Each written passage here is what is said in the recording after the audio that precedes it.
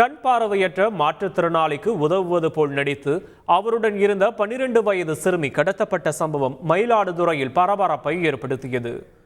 விழுப்புரத்தைச் சேர்ந்த கண் பார்வையற்ற மாற்றுத்திறனாளி ஒருவர் ஊரூராக பாட்டு பாடி யாசகம் பெற்று வரும் நிலையில் தனக்கு உதவியாக தன் தங்கை மகள்களையும் உடன் அழைத்து சென்றுள்ளார். இதன்படி மயிலாடுதுறை மாவட்டம் சீர்காழியில் பாட்டு பாடி யாசகம் பெற்ற அவரை கோயில்பத்து பகுதியைச் சேர்ந்த ரஞ்சித் என்பவர் நோட்டமிட்டிருக்கிறார். உணவு வாங்கி தருவதாக கூறி பார்வையற்ற அவரை சாலையோர கடையில் அமர வைத்த ரஞ்சித் உடனிருந்த 12 வயது சிறுமியை கடத்தி சென்ற நிலையில் இது தொடர்பான சிசிடிவி வெளியாகி பரபரப்பை ஏற்படுத்தியுள்ளது.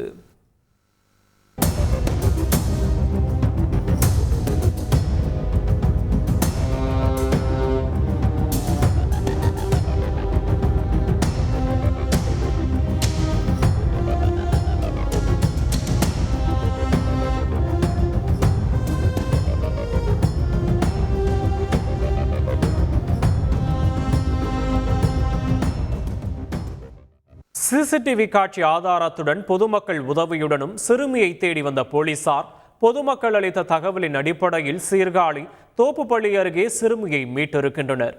மயிலாடுதுறையை பரபரப்பிற்கு உள்ளாக்கிய இந்த சம்பவத்தில் சிறுமியை கடத்திய ரஞ்சித்தை போலீசார் கைது செய்து சிறையில் அடைத்தனர்.